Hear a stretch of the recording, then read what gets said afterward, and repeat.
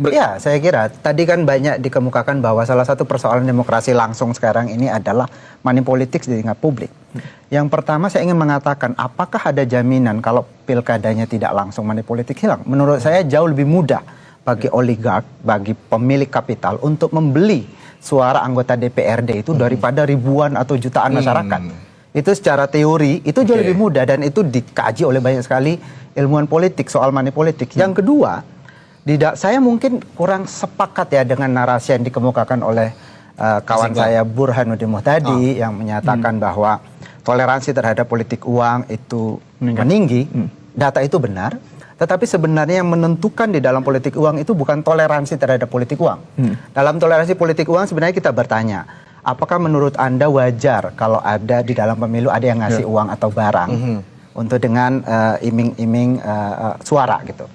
Warga yang menyatakan wajar itu sekarang sekitar 50-60%. Sebelumnya sekitar 30-40%. Jadi ketika disertasi Burhanuddin Muhtadi itu masih 30-an persen. Nah, sekarang naik.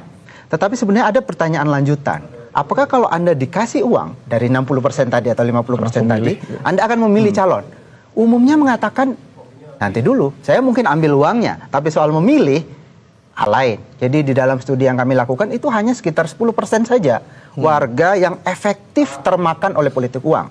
Pertanyaannya adalah apakah secara teknis para politisi bisa melakukan praktik politik uang itu di masyarakat? Bagaimana caranya? Kan semua orang memantau gitu. Menurut saya, pengalaman saya di lapangan itu susah. Ketika kita tanya kepada publik apakah kemarin pemilu ada yang ngasih uang? Terima uang. Itu hanya di bawah 10% saja yang mengaku itu, termasuk di daerah-daerah yang mungkin toleransi politik uangnya sangat tinggi seperti di Jawa Tengah. Itu hanya sedikit saja yang mengaku mereka terima uang.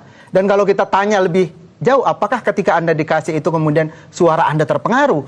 Itu semakin kecil.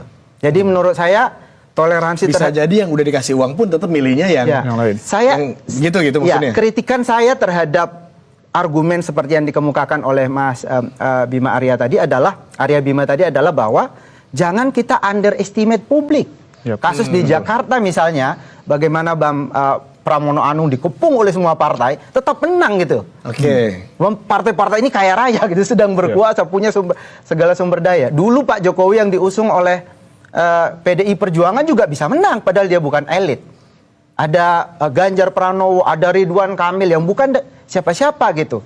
Itu bisa eksis di dalam pertarungan yang oleh sejumlah elit dikatakan publik kita ini terlalu mudah untuk dibeli. Jadi ada dua yang saya lihat menurut saya yang harus diluruskan di dalam kacamata baik para elit maupun pengamat soal